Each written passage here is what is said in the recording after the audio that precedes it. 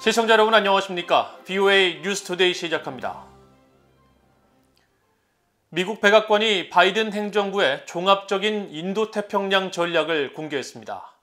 특히 북한 문제에 대해서는 비핵화 목표와 동시에 북한 인권 개선 그리고 한국과 일본에 대한 확장 억지 강화를 강조했습니다. 또 미국, 일본, 인도, 호주 4개국 협의체인 쿼드 참가국 외교장관들은 최근 잇따랐던 북한의 탄도미사일 발사를 규탄하는 공동 성명을 발표했습니다. 첫 소식 조은정 기자가 보도합니다. 미국 백악관은 11일 발표한 미국의 인도태평양 전략을 통해 바이든 행정부의 구체적인 대북 정책을 공개했습니다. 백악관은 북한이 불안정을 야기하는 핵과 미사일 프로그램을 계속 개발하는 상황에서 계속 진지하고 지속적인 대화를 추구할 것이라고 밝혔습니다. 그러면서 한반도의 완전한 비핵화, 계속되는 인권 유린에 대한 대응, 북한 주민들의 삶과 생계 개선을 목표로 하고 동시에 북한 도발에 대응하기 위한 억지와 한국, 일본과의 조율 강화를 강조했습니다. 이어 미국과 동맹들에 대한 어떠한 공격도 억제하고 필요할 경우 격퇴할 준비를 유지하고 있으며 지역 전반에서 비확산 노력을 강화하고 있다고 밝혔습니다. 백악관은 이어 미국이 인도태평양 지역에 더욱 집중하는 이유는 중국을 비롯한 여러 도전들에 직면해 있기 때문이라면서 다른 주요 도전들로 기후변화와 신종 코로나 바이러스 감염증 등과 함께 북한의 불법 핵무기와 미사일 프로그램 확대를 꼽았습니다. 특히 바이든 행정부는 동맹과의 협력을 미국의 가장 강력한 비대칭적 힘으로 꼽으며 호주, 일본, 한국, 필리핀, 태국 등 영내 5개 조약 동맹들을 계속 현대화할 것이라고 밝히고 구체적인 행동계획 중 하나로 미한일 협력 확대를 꼽으면서 북한을 비롯한 중요 영내 도전들에 대한 3국의 협력은 필수적이라고 밝혔습니다. 이런 가운데 젠 사키 백악관 대변인은 11일 정례 브리핑에서 도널드 트럼프 전 대통령이 퇴임 후에도 북한의 김정은 위원장과 연락해왔다는 보도와 관련한 질문에 미국 외교의 주체는 바이든 대통령이라는 점을 분명히 했습니다. Former President Trump is not the president, and President Biden is the president, and he is the one who conducts diplomacy on behalf of the United States. 한편 미국, 일본, 인도, 호주 4개국 외교장관들은 호주에서 열린 쿼드 외교장관 회담 뒤 발표한 공동성명에서 북한의 탄도미사일 발사를 규탄했습니다. 4개국 장관들은 유엔 안보리 결의를 위반해 불안정을 초래하는 북한의 탄도미사일 발사들을 규탄하고 안보리 결의에 부합하는 북한의 완전한 비핵화에 대한 우리의 공약을 다시 확인하며 남북 일본인 문제의 즉각적인 해결의 필요성을 재확인한다고 밝혔습니다. 토니 블링컨 국무장관은 또 일본의 하야시 요시마사 외무상과의 회담에서도 북한의 미사일 발사를 규탄하고 한반도의 완전한 비핵화를 향한 일본과 다른 동맹, 파트너들과의 협력을 강조했다고 국무부는 밝혔습니다. VOA 뉴스 조은정입니다.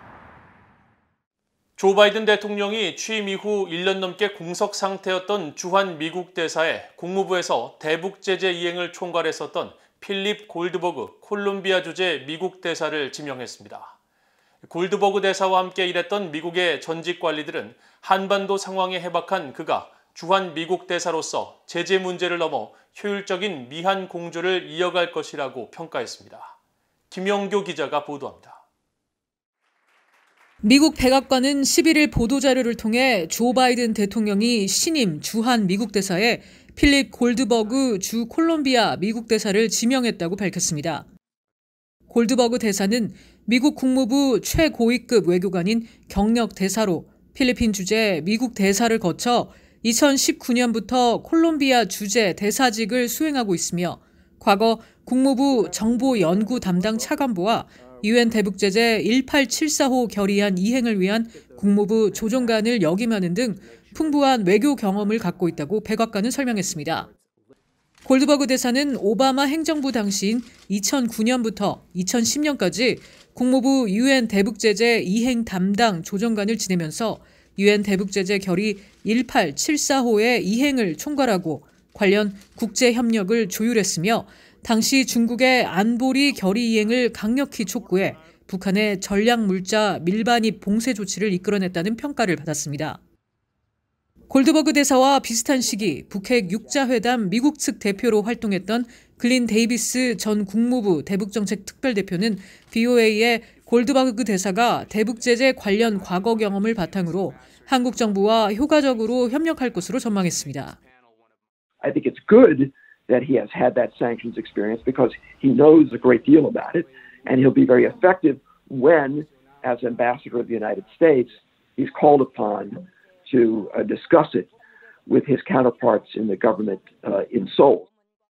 재무부와 국무부, 백악관에서 제재 문제를 담당했던 앤서니 루지에로 민주주의 수호재단 선임 연구원도 최고위급 외교관인 골드버그 대사의 대북 제재 경험이 미한 공조에 크게 기여할 것이라면서 기대감을 나타냈습니다. So there's a benefit to having a senior official, especially of his stature, going around the world and engaging at the right level with these foreign governments to encourage them to either, stop their activities with North Korea or to, work through whether they have the appropriate policies in place to detect when North Korea might come into their country. 골드버그 대사가 대북제재 조정관을 지낼 당시 국무부에서 함께 대북제재 문제를 다뤘던 로버트 아이논 전 국무부 비확산 군축 담당 특보는 골드버그 대사 지명은 바이든 행정부가 미한 관계를 매우 중시한다는 점을 보여주는 것이라고 평가했습니다. If Phil is appointed, I think it will be an indication of the extremely high importance the United States places on the U.S.-South Korea relationship. He's a real professional, one of the best professionals in the U.S. Foreign Service. And I believe he will be the most recent in a long line of excellent U.S. ambassadors to South Korea. 전임 해리 해리스 주한 미국 대사 퇴임 이후 1년간 공석이었던 주한 미국 대사직은 현재 크리스 델 코소 부대사가 대사 대리를 맡고 있으며 주한 미국 대사에 공식 지명된 골드버그 대사는 상원 인준 청문회를 거쳐 한국에 부임하게 됩니다. VOA 뉴스 김현규입니다. 다음 달 9일 치러질 한국 대통령 선거에 출마한 한국 국회 제1야당인 국민의힘 윤석열 후보 캠프는 북한 문제와 관련해 대북 억지 태세와 대북 제재, 미한일 3국 공조 등을 강화할 것이라고 밝혔습니다. 윤석열 후보 캠프의 외교안보 정책본부장을 맡고 있는 김성한 전 한국 외교부 차관은 11일 미국의 민간 연구단체인 전략국제문제연구소 CSIS가 주최한 화상 대담에 참석해 윤 후보가 북한에 대한 원칙 있는 관여와 더 강력하고 포괄적인 미한 동맹, 미한일 3국 공조 강화 등을 중심으로 외교 정책을 펴나갈 것이라면서 이같이 밝혔습니다. 김 본부장은 그러면서 특히 미한 동맹과 관련해 윤석열 후보는 억지 태세 확립과 유엔 대북 제재 강화, 미한일 3국 공조 강화 등에 주안점을 두고 있다면서 북한과 단기간 내 대화 재개에는 회의적인 입장을 밝혔습니다. 또 현재 한국 문재인 정부가 북한과 중국에 대해 매우 모호한 태도를 취하면서 예측 가능성을 떨어뜨려 왔다면서 북한과의 협상에서는 가능한 것과 불가능한 것을 분명히 해야 할 필요가 있다고 강조했습니다.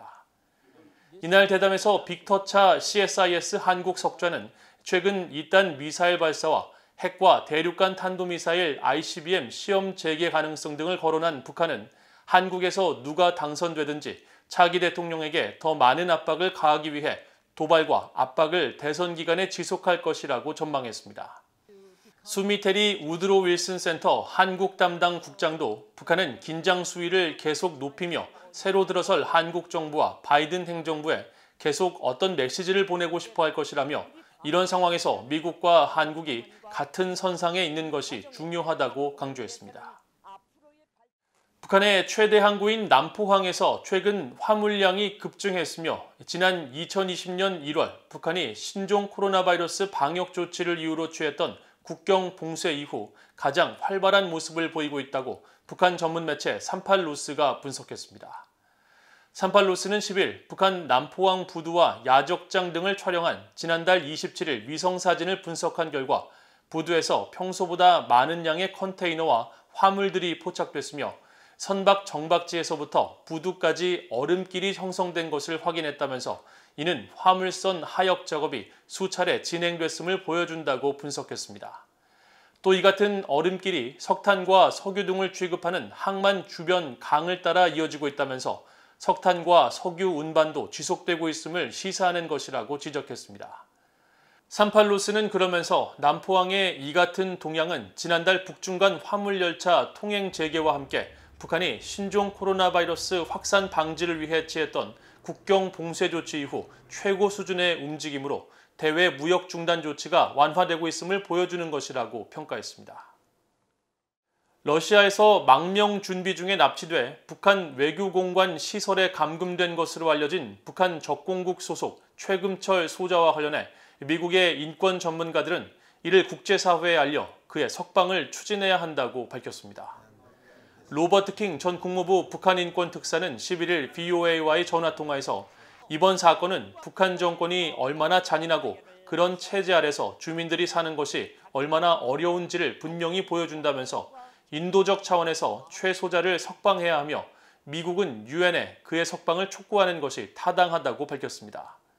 북한인권위원회의 그레그 스칼라튜 사무총장은 최 소자의 감금은 끔찍한 것이라면서 최 소자의 체포와 관련해 북한이 러시아 정부의 도움을 받은 것으로 보이며 다음 주 한국을 방문하는 토마스 오에아 킨타나 유엔 북한인권특별보고관의 역할이 중요하다고 말했습니다. 그러면서 지금 가장 중요한 것은 최 소자를 안전한 곳으로 데려오는 것이며 인권단체들은 유엔 기관과 언론 등에 경각심을 심어줘야 한다고 밝혔습니다.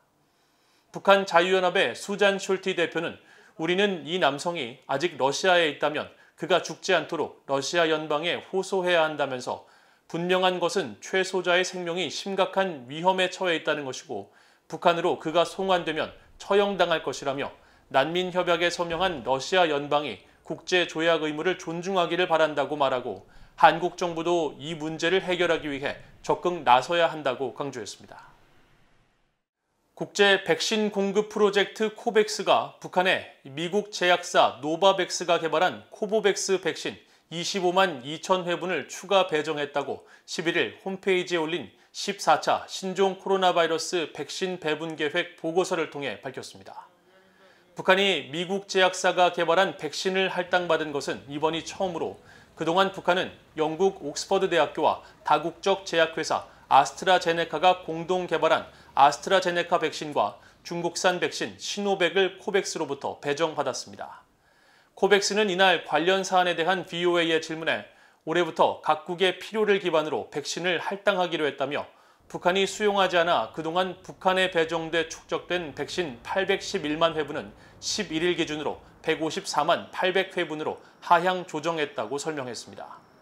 한편 코로나 백신 도입과 관련해 북한에 기술적 지원을 제공하고 있다고 밝혀온 유엔 아동기금 유니세프는 북한 당국과 정기적으로 접촉하고 있다면서 백신을 포함한 지원 물자가 가까운 시일 내에 북한에 반입되기를 여전히 희망한다고 VOA에 밝혔습니다. 이상으로 VOA 뉴스투데이를 모두 마칩니다. 시청해주신 여러분 고맙습니다.